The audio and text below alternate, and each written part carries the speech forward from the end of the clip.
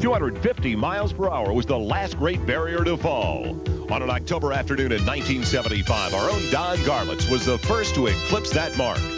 The sport waited until 1984 for Joe Amato to challenge Garlits' claim to the title, King of Speed. He did so by surpassing the 260-mile-per-hour mark at Gainesville, Florida. 2 years later, once again in Gainesville, unveiling his revolutionary Swamp Rat 30, Garlits answered that challenge, riding his new steed down the quarter mile past the 270-mile-per-hour dream. Amato and crew labored for 18 months before a September blast in Indianapolis that made surpassing 280 a reality in 1987. And at that point, fans of the sport were wondering just how fast could they go. Then, in 1989, an old warrior decided to enter the joust. Seasoned veteran Connie Coletta threw down the gauntlet, becoming the first one to achieve 290.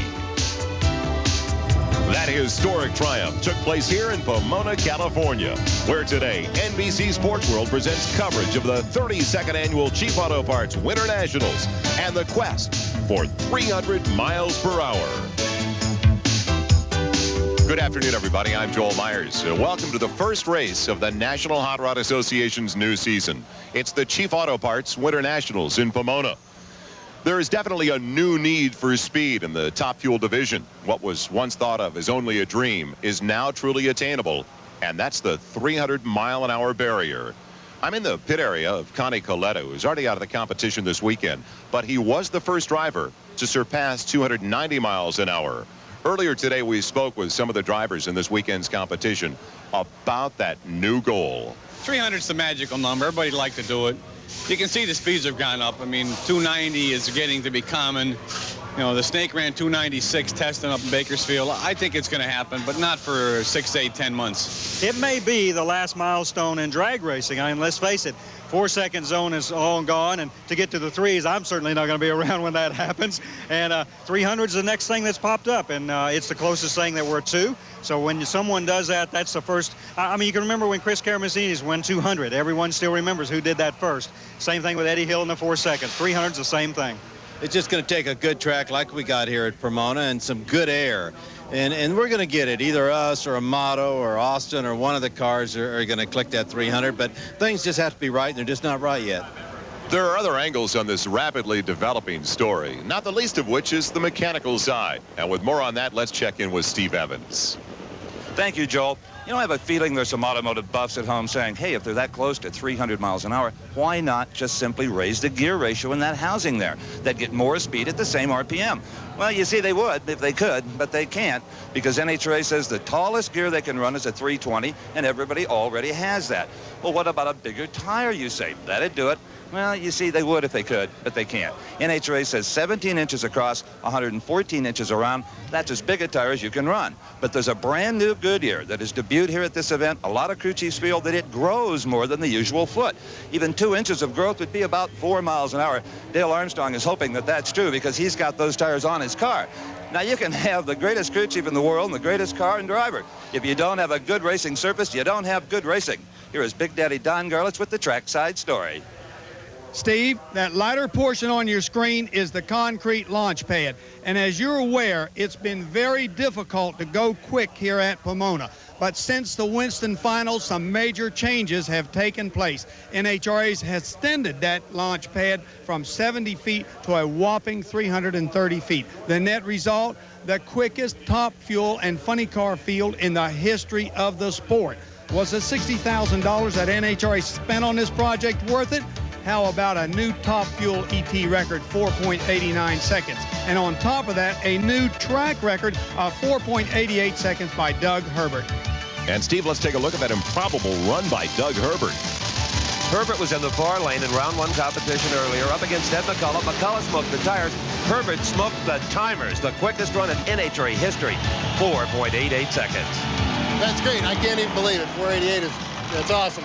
It's my kid's birthday today, so this one's for him. But despite that 488, it's this man, Pat Austin, who has a new national record of 489 in qualifying, backed up within the required 1% by NHRA with this, 490. Pat Austin has it. These things are flying, right? Aren't they?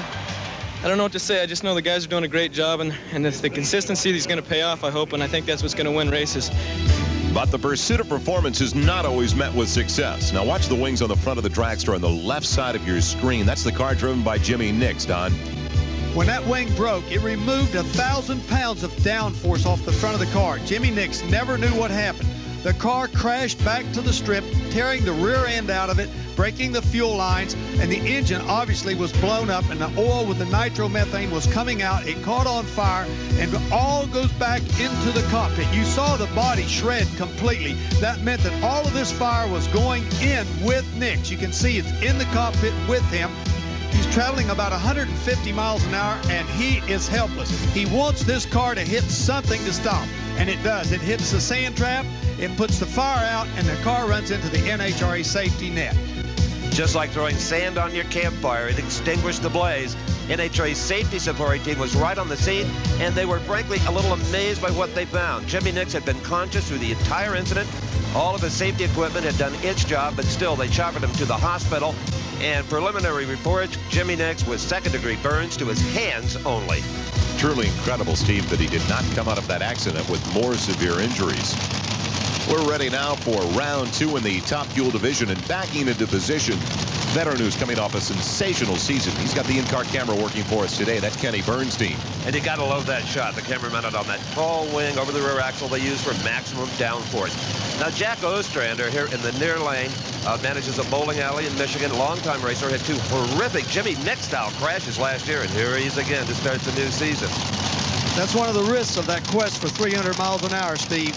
You got everything on the edge of the envelope. Well, Kenny Bernstein last year tied a record, winning 6 national events in a single season. So you might think Ostrander is a big underdog. Not so. Kenny has been struggling. Their performances so far are not that far apart. Jack Ostrander is in this one with Bernstein. A lot of pressure on Dale Armstrong, Steve. Every run is a do or die. They haven't got that edge on the car like they generally have, you know, on the competitors. But that one looked pretty good. It was Bernstein's best of the event, a 501 at 280 miles an hour. Jack Ostrander obviously having some problems. So Kenny Bernstein coming through in round 2, advancing into the semifinals in the Top Fuel division. We continue with round 2 once again, and we're looking at the car of Jim Head. Jim Head struggled to get into this field. He qualified 13th, a car out of Columbus, Ohio. He's a multi-time winner in the funny car category. Is yet to score big in Top Fuel, but he's got a huge break going here. The man he should be racing, Michael Brotherton, earlier in round 1, suffered from a bad case of winning the battle, losing the war. Brotherton in round 1 was facing Robert Reel in the near lane, and everything was going fine, Don, until the end of the race. It looked like Brotherton just had a nice, easy pass till the engine exploded. We see the parachutes getting burned. The car has run nearly 290 miles an hour. Brotherton cannot get it stopped. He tries desperately to save the car, not go into the net. That was a mistake. He turns the car over on its side. So it was a wrecked dragster for Michael Brotherton, getting out of the car okay, but he didn't want to believe that he was out of the competition. Michael, you almost pulled it off. You almost tried to save it. I mean, I knew we won. I don't know what happened. It come apart in the lights. Chutes burned off. Yeah, well, Ronnie said they come out, but they just fell on the ground. They were wadded up. I tried to get it to slide to a stop so we could race next round because I saw the wind light come on and a lot of fire in the cockpit. I don't know. It's a little tweaked. It ain't broken, too. We got A-frames in the trailer. We might give it a shot. Oh, what a miracle that would be. Well, miracles were not to be a part of the day for Michael Brotherton, but what a break for Jim Head. He gets the solo run, and as you can see, he is having engine problems in his bye run. So relief for his team as they advance to the next round. This is NBC's Sports World, and today it's brought to you by Goodyear, the unanimous choice of all the professional NHRA World Champions. By Craftsman, a line of 1,600 hand tools made in America, guaranteed forever. By Autolite Spark Plugs, guaranteed for 2 years no matter how far you go. And by GMC Truck, the strength of experience.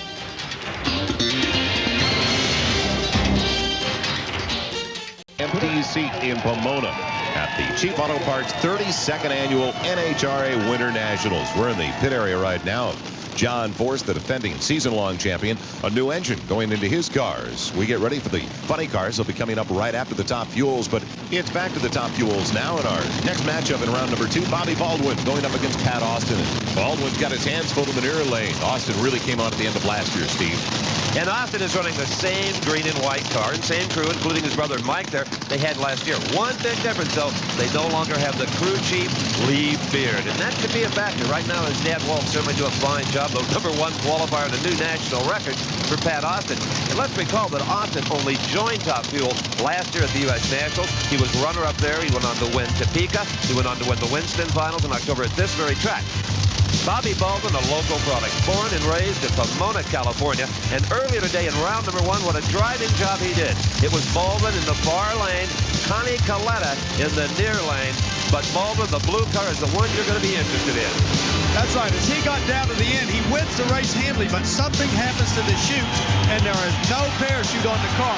And what a superb job of driving Baldwin did. Watch him take this thing around the road course just like it was a sporty car. He turned the Top Fuel dragster into a Formula 1 machine and survived the car intact to race here in round number 2. The fans here at Pomona, they loved it.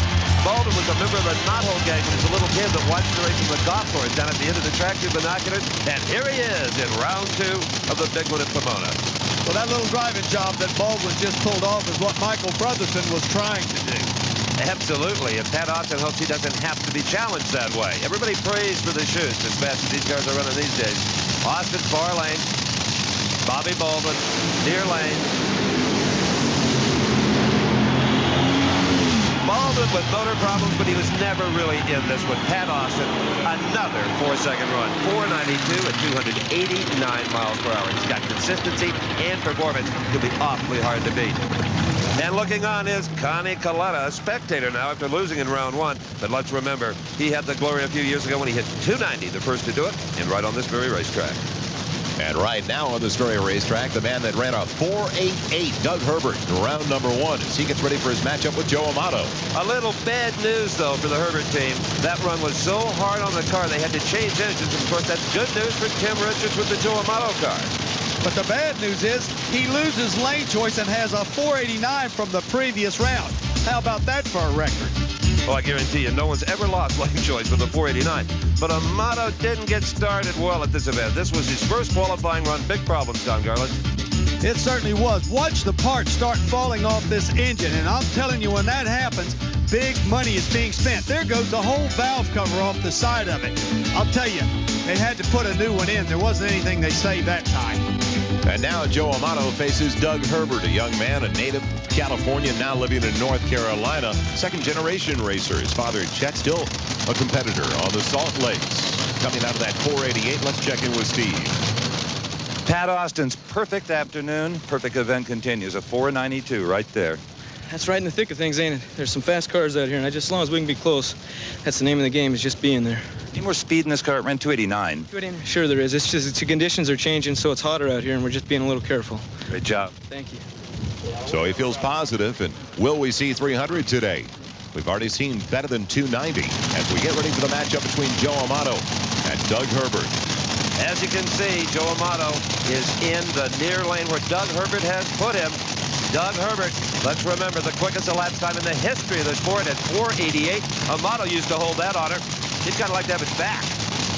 Both drivers anticipating the Christmas tree. There'll be a flash of yellow. Traction problems for Amato. Herbert blows an engine.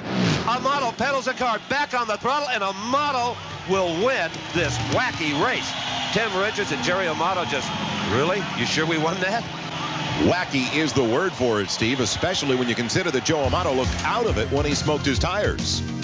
As we watch a replay, we see that was a very even start. Herbert might have taken a little advantage, but Amato's car had too much power. Smokes the tires early. It looks like he's out of the race. But a blower explosion on the Herbert car changes the picture completely.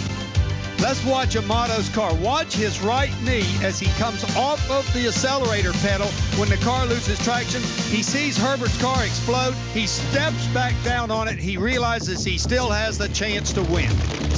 So our semifinal pairings are set. It'll be Kenny Bernstein against Joe Amato, with Bernstein having the lane choice. And in the other semi, Pat Austin matching up with Jim Head, where Austin will have the lane choice. Let's go to Steve. Well, it's well known that Joe Amato carries a bag of Lucky Charms. And, buddy, they paid some big dividends that time. I'd rather be lucky than good any day, Steve. In that case, we really needed it. I mean, the sun came out. I guess the track's gone away a little bit, and we're trying to run fast, and went up in smoke. And then I saw him. He was in front of me, then a big fireball, and I pedaled it a couple times. I knew just had to keep it smooth, don't go over the center line, and get the wind light, and we'll go from here. You have lost lane choice to Bernstein. Well, I knew that was the minute we smoked the tires, but the wind light's all you need. You've got to be out there to give it a shot. What a job. You can tell in the back of his mind, they're all thinking about 300. They all want to be the first one there, and they're all having problems because of it. Mark Sievers backing into position now as we move to round number 2 in the funny cars. And Steve, Mark Sievers, a great story, one of the surprises. Oh, yeah, he was the last to just squeak into the field. Not so his opponent, Cruz Pedregon. In his first ever national event in a nitro funny car, he has qualified number 2. He formerly drove the Larry Minor Top Fuel car. Now in this funny car and showing tremendous promise, young man from Ventura, California. Mark Sievers, like I said, he barely got in the field with his 91 Olds Cutlass, owned by John Lindsay. But this car has stepped up and run 530s, even high 520s in the past. It's an erratic car, but you just never know. Well, Sievers is certainly going to have his hands full with Pedregon because they have been the most consistent car at this event so far. Oh, an engine explosion for Pedregon. Sievers having all kinds of problems, and Sievers, who has not run quicker than a 694 all day, will go into the final 4. What a shot. As soon as Cruz Pedregon stepped down on that throttle, Big Daddy, that body just kind of said, hello. Can you imagine the headache he's going to have after that impact of what it took to blow that body up? Well, what it took was a mini A-bomb. The latches that hold those bodies down are very substantial. You can't imagine the kind of force it took to unlatch it quite like that. Parts and pieces all over the racetrack. The good news is Cruz is okay and with Don. Boy, I bet when you stepped down on that, it rung your bell, didn't it? Yeah, I wasn't really concerned. I'm sorry to lose the race for McDonald's. I mean, all the McDonald's people are here, and we wanted to do good for them. We're disappointed. Well, you've done exceptionally well. The car ran real good. Thank you. So Cruz Pedregon not only disappointed for his entire crew, but also the sponsors who all made it out to Pomona this afternoon. We continue with round 2 in the funny cars, and we're getting the car started right now for Al Hoffman. Al Hoffman won the last event held here at Pomona. You saw it on Sports World, the Winston Finals. And here is the surprise of this entire event, Don Garlick's Jim Epler. I never heard of him, but we're hearing of him today, and that's for sure. This is the first time he's ever been past the first round, and it hasn't been luck at all. Al Hoffman won the last 2 events of the 1991 season, the final one being right here. But earlier in this event, first came the wheel stand, then the body unlatches and enters the freestyle competition here at the Drag Racing Winter Olympics. The shits came out all by themselves. Hoffman was fine, and believe it or not, so was the body. They just repaired a little scrape on the roof, bolted it back on, and they're ready for round number 2. And as Al Hoffman moves into position, getting ready for his matchup with Jim Epler, you can see no real damage to that body. Epler, the real surprise story, Steve. Oh, absolutely. You heard Big Daddy. He wasn't familiar with the name, but he is now. Oh, this is a beauty. Oh, and what a surge by Epler on the top end of the racetrack. Hoffman had him beaten. Epler, tremendous power, 527 at 272 to a 530 at 277. Beautiful start by both drivers, but Epler immediately starts to take an advantage. Hoffman ran real good, a 530, which was good for his car, but it wasn't good enough for the 527 of Epler. So the underdog story continues as Jim Epler comes through with a close finish and a victory. We'll continue with round 2 of the funny cars. A spectacular day in Southern California, and during this recessionary period, well, movie attendance is down. Concert goers are not going through the gate quite as often, but attendance up once again at the NHRA's Winternationals in Pomona. Beautiful day, winter time, and John Force, the season-long champion, the last 2 years getting his cars started. As we continue with the second round of the funny cars, and he'll be facing Jerry Caminito as they start up the car of Caminito, and Jerry is from New Jersey. A gentleman that doesn't always have the big sponsorship like some of the other competitors, but a very, very game individual as well. Jerry Caminito will face John Force, who for the past several years has been on the edge of technical advancement, as Steve found out earlier. Don't panic. There's nothing wrong with your television set. The black and white camera you're seeing me on is mounted to the outside of John Force's trailer, so that from inside they can monitor the progress of the crew. And this camera is necessary because often Crew Chief Austin Coyle will be sequestered in the brand new Blue Room, as they call it, built into the trailer, the most sophisticated diagnostic center we have seen yet on site. Here is a defectometer to check for cracks in parts. Now here is a video microscope, again to find problems before they occur. He is looking at a roller tappet that connects to the camshaft. If one of those things breaks, it can cause a blower explosion and a very nasty fire. And just to the right of the video microscope, the round black thing, that is a Magnaflux unit to find cracks in steel parts. Also, there's a brand new computer system. He can analyze every run in detail. This was the 5.23 qualifying run. It only ran on 7 cylinders, that printout tells him, and it tells him which was the bad cylinder so he can fix it. Obviously, John Force is sparing no expense when it comes to winning his 3rd Winston Funny Car Crown.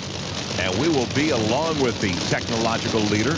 John Force has the in-car camera as he gets ready for his matchup with Jerry Caminito. And I guarantee you, Austin Coyle spent some time in that Blue Room. Force did not run well first round. Oh boy, he's running well now. In fact, low elapsed time for the parade here at the Winternationals. John Force, 5.18 seconds at 281 miles per hour. What a shot. That was just a beauty. We continue with the second round of the funny cars. They get the car started for Dale Pulte. And he's got to be thinking it's going to be awfully tough to top that 5.18 that John Force just posted. Pulte matching up with Del Worsham. They're starting up the car of Worsham as well. Well, Joel, you know, Pulte came into this round the low ET at 519. He sees the 518 up on the board by Force. He certainly knows the track is capable of holding a faster car, and he is capable of going faster, so it's entirely possible. Let's head down to the other end of the track before the race, though, and check in with Steve. John Force has been all over his crew chief Austin Coyle to give him more performance. They've been bickering and battling like they always do. 518. You can let up on him. 518? You got it. I'll give that boy a big old kiss, because not a race. We've been searching for that a long time, and playing around this weekend. Mooney Ham's been stripping blowers every run, and she felt pretty awesome. But we're just really excited. It's my first team. I love it. What a shot in the heat of the day. A kiss from John Force. Austin Coyle might be hiding right now as Del Worsham gets ready for his matchup with Dale Pulte. Worsham, the Rookie of the Year last season. And for Dale Pulte, very familiar with this track and very successful here, winning twice before. Back in 1980 and again in 1988. There's not much you could teach Dale Pulte about this sport. He is a consummate funny car driver. Del Worsham, only 21 years of age, he'd be the first to tell you he's still got a lot to learn, even though he won 2 events last season and won that rookie title. Oh, yeah. Good race. At the big end, it is Pulte with the muscle. Dale Pulte. He had to come from behind. 529. Del Worsham fell off to a 547. Not much speed for Pulte. 262 miles per hour. So we are now set for the final 4 of the semifinals in the funny cars, as Jim Epler will go against Dale Pulte, who just picked up that victory. Epler has the lane choice. The other semi, John Force and Mark Sievers, with Force taking the lane choice.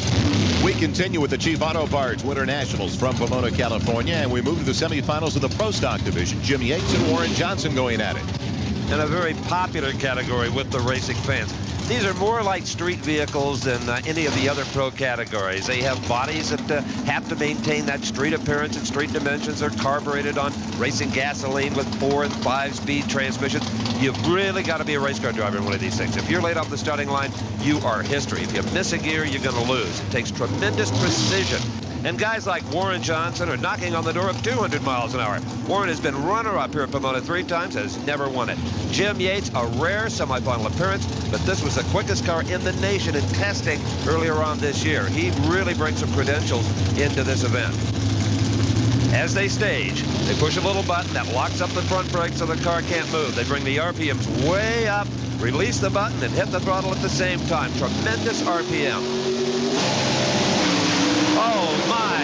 Warren Johnson Johnson has foul started. You saw the red light over the starter's shoulder. Ignore that first car across the finish line. It is Jim Yates who has won it in a big upset. Johnson will be suicidal.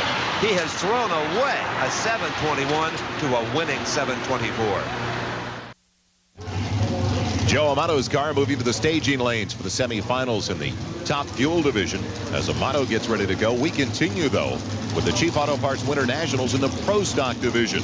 We already saw that one semifinal matchup. And now we're ready for the second semifinal. Bob Glidden going up against Jerry Ekman. And Jerry Ekman is in the bright yellow Pontiac automobile, now based out of Central Ohio. Has 5 wins overall in his Pro Stock career. A lot of guys would kill for that. Bob Glidden, comparing the two, has won 80 times, if you can imagine that. Not even our pal Don Garlits here is even close to that. In fact, no one is. A record that may never be broken. Right, they move forward to stage. The yellow car is Ekman. The red car is Glidden. No one real anxious here to get the job done, Don. It's a staging duel, and sometimes these Pro Stocks really get into them. It's an advantage sometimes to stage last, depending on how you have your clutch pedal set up. And so in this case, I don't think Bob wants to stage first. That would appear to be. Let's see who breaks first. It's going to be Ekman. Ekman says, I'm done playing this game. Glidden finally nudges in. A great start. But it is Ekman controlling the race. Jerry Ekman, a 7:17 at 192 miles per hour to a 7:29 for Glidden, not even in the hunt. And that is a new national record. So the final is set now in the Pro Stocks. Jerry Ekman coming off the 7.17 will have the lane choice in his final against Jim Yates. What a setting as we move back now. The in-car camera of Joe Amato and the semifinals in the top fuel. Amato getting ready to match up with Kenny Bernstein. Those two, along with Pat Austin, 3 of the 4 basically that most feel will get to the 300-mile mark first. Well, that 4th we have not seen so far today because it's been a very disappointing weekend for him. Earlier, though, Steve Evans had an opportunity to talk with that 4th person in the equation to find out what went wrong. In many ways, the biggest surprise of this Winter Nationals is not what has happened, but what didn't. Don Perdome, who was favored to be #1 in top fuel, didn't qualify, and I know you're as stunned as we are. Well, we sure are. We had a lot of problems with the car. You know, it tested well at Bakersfield, at Phoenix. You know, we're on 488, 295, and we're all set to come here and run well, but from just the minute it came off the trailer, things started going bad for us, Steve. I don't have to tell you that. You watched every run, and it's just one of those things. That's what happens in drag racing, but we'll be back. I don't think there's any doubt that Don Perdome will fit into that equation that we were just talking about now. Will one of these two, Bernstein or Amato, surpass 300 today? It's a classic matchup. The #1 car in the world, Joe Amato. The #2 car in the world, Kenny Bernstein. Side by side, only one will go to the final round. And it will be Bernstein. Dale Armstrong reacts. Almost a dead heat, and it was Kenny Bernstein's driving ability off the line that made it work. Don's with Dale Armstrong. I love that driver. Boy, I mean, when it comes down to races like this, he saves us. I mean, he's done that so many times for us, and we're just trying to creep up on it. I'm just thankful we got by that one. Well, you are creeping up on it. Yeah, 2,000ths at a time or 100ths at a time. I don't think it's going to make it if we don't take bigger steps. We won, Dale. That's what counts. Thank you, Don. So often you see photo finishes in horse races. We almost had a photo finish here at the NHRA Winter Nationals, Don. We certainly did, Joel, but the starting line is what made the difference. Amato's car was going to be faster and quicker in this run. Kenny Bernstein has struggled this entire event with his car's performance, but he made it up on the starting line. He made the car leave first, and first it stayed the entire run. Talk about a tough loss for Joe Amato when you stack up favorably with the numbers but still come up short. The race of the weekend, your 498 beat his 495. Great driving. Oh, thank you. I got to say, for Wes and for Dale, to make the car go from A to B, as much as we struggled, was great for the Budweiser King. And for Amato, when you go up there, if you're not ready, he's going to blow you away. And so it pulls the best out of you to do that. Now you got to hope that 98 will hold up for lane choice. You need all the aces. We need everything. We need our luck at Pomona to keep right on going. But Austin will be tough, too, if he gets there. He just may. Let's find out. Kenny Bernstein referring to the fact that he has not really had all that much luck in top fuel on the quarter mile here at Pomona. Well, Kenny Bernstein is on his way to the final, and who will it be now? Pat Austin or Jim Head? Who will be matching up with Kenny Bernstein? When it comes to luck, Jim Head in the near lane has had more than one guy could even ask for in a single day. He was in the 7s round 1, coasted down in round number 2, but now he's up against the national record holder, Pat Austin, in the far lane. Austin loses traction, cannot recover. Jim Head finally has a very decent run. 5:05, 277 miles an hour. That is the shock of the day so far. Don Garlits is back at the starting line with crew chief team owner Walt Austin to find out what happened. When you run on the edge like that, it's hard to know when you got a little too much, isn't it? Well, I guess it's pretty obvious, Don. They shouldn't have done that. We didn't do anything to do that. But it happened. It's drag racing. So the finalists set in the top fuels at Pomona. Kenny Bernstein against Jim Head, and Bernstein will have the lane choice. We'll be right back after these messages from your local station. A jam-packed LA County Fairgrounds. We welcome you back to the Chief Auto Parts Winternationals in Pomona, California. Joel Myers along with Steve Evans and Big Daddy Don Garlits. We continue now with the Funny Car semifinals. Jim Epler and Dale Boldy.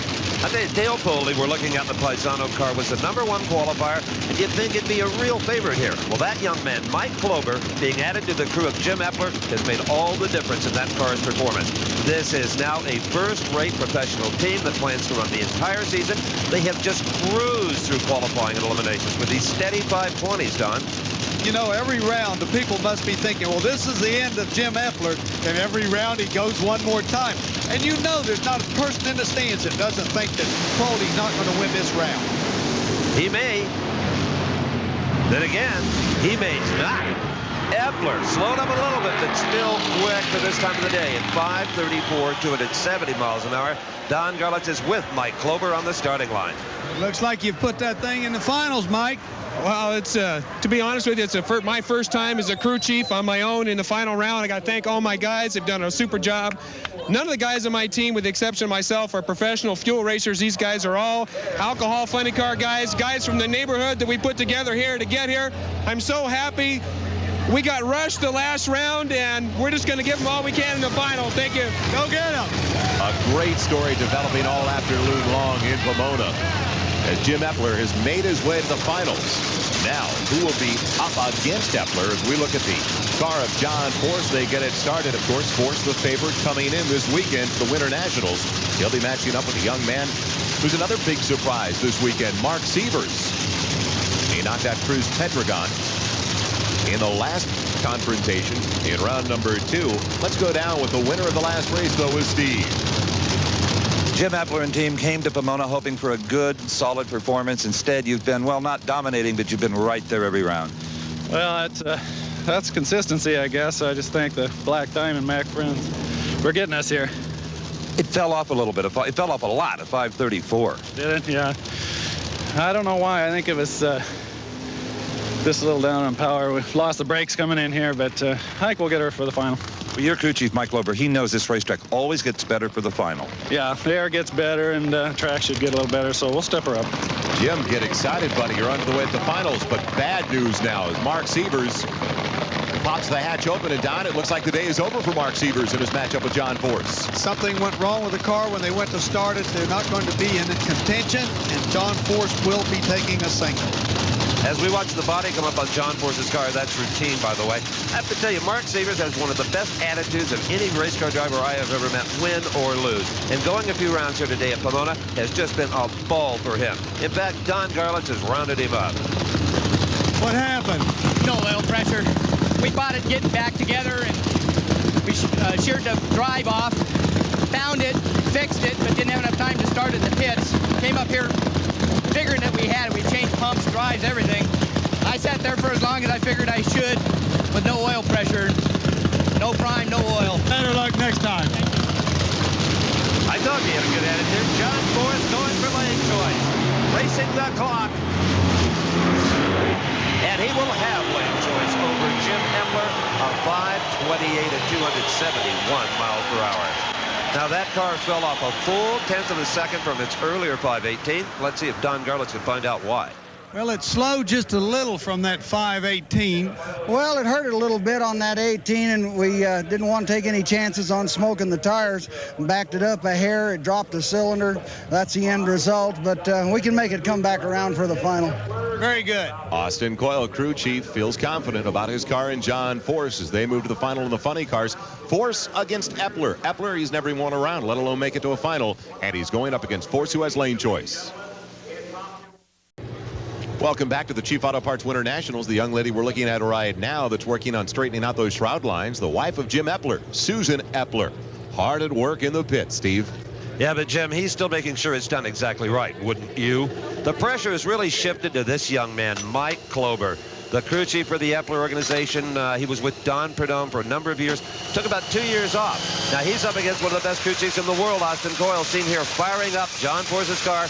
Force sitting in the cockpit with the breather apparatus. The nitro fumes accumulate between those trailers, much worse than they do on the starting line. That will be coming up in a bit. But first, it's a Pro Stock Final. And the Pro Stock Final has Jim Yates, the car we're looking at right now, matching up with the veteran, Jerry Ekman, who has already won on this track before as recently as a couple of years ago. Yates, on the other hand, has never won anything on the NHRA circuit. He gets his tires ready. A little bit earlier, we were looking at Susan Epler. Well, Tony Yates was in and helping in the pits as well, changing transmission as Steve caught up with her. What is a nice girl like you doing in a place like this? Anything for the team, what can I say? I'm the only one that fits in the car. Installing the transmission? I haven't seen many Pro Stock wives do this. Well, I don't get a workout very often on the road, so see, this just keeps me in good shape.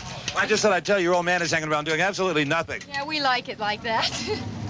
Well, just like the Epler crew, it's a family affair with the Yates crew as well. I tell you, the Yates crew, they are having so much fun. They started to show a lot of muscle at the end of last year, making it to the semis, but they've never made it to a final.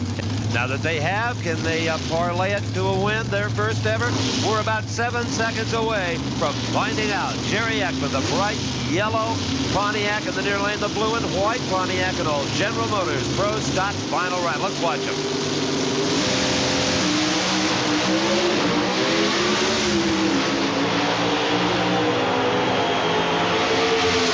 Jerry Ekman has pummeled this field today in the Bill Orendorff-owned automobile. Another teen, a 7.19 to go with his national record 7:17. A big top speed, 192 miles an hour.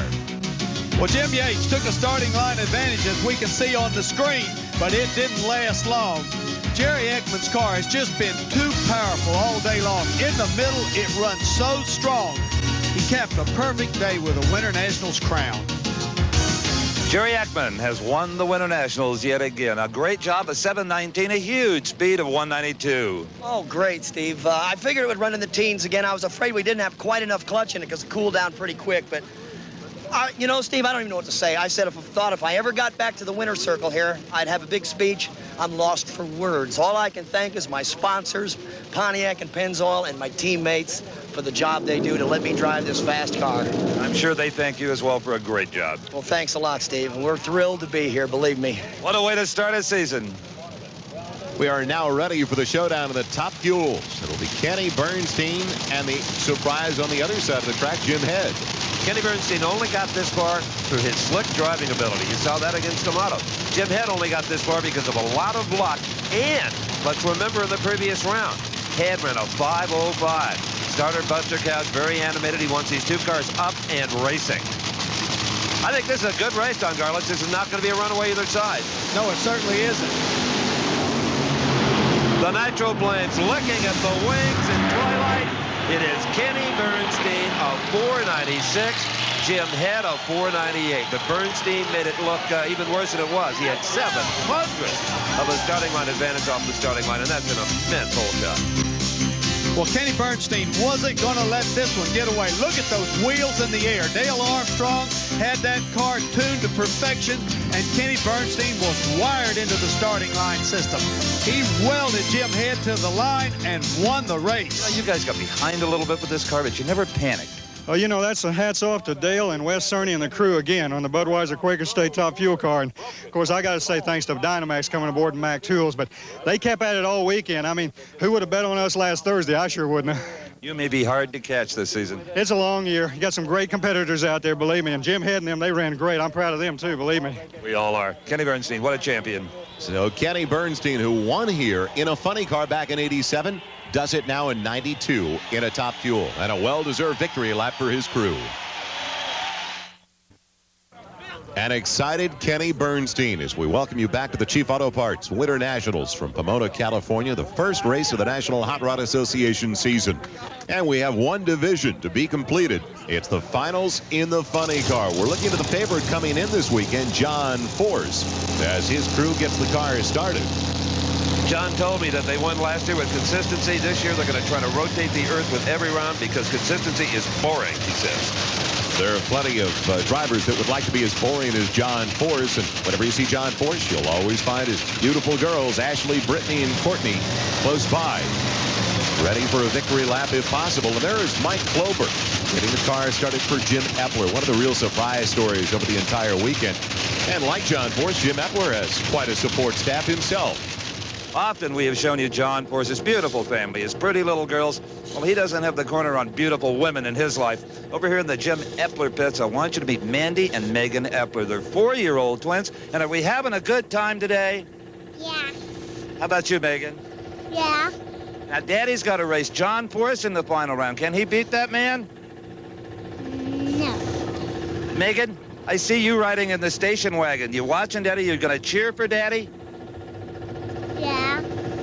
Guess when you're this beautiful, you just don't have to say very much, huh? I like your attitude, Steve. Not too tough on those questions on the girls as well. Jim Epler on the starting line and ready to go. In his matchup with John Force, under the watchful eye of Mike Klober, his crew chief. Don, do you think there's any advantage here as far as the lanes are concerned this time of the day? I certainly don't think so. I think that Mike Klober has just got to find a little performance. And Austin Coyle, you can bet he's been in that blue room looking for it as well. Klober against Coyle. Epler against Force. The Epler daughters against the Force daughters. This has truly come down to a family feud. The Winternationals Funny Car Final.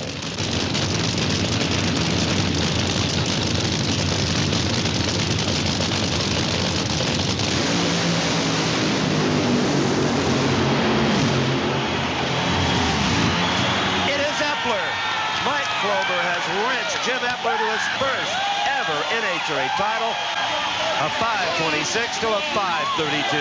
Don Garlits is part of the starting line celebration. This has got to be the Cinderella story of the entire event. It is a Cinderella story.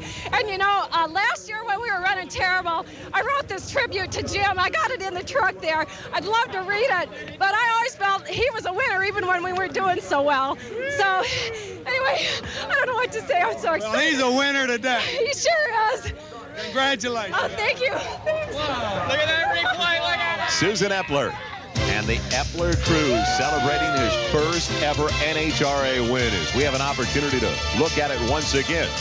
That 5:26 for Epler. Well, John Force took a starting line advantage, and it looked like his car moved out in front and was going to go for another win. But as he got down toward the end, the flames went out in his pipes, and it looked like he might have shut off a bit early, assuring Epler the win.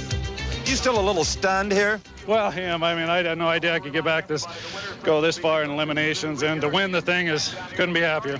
Go hug those lovely twins of yours. I will, thank you.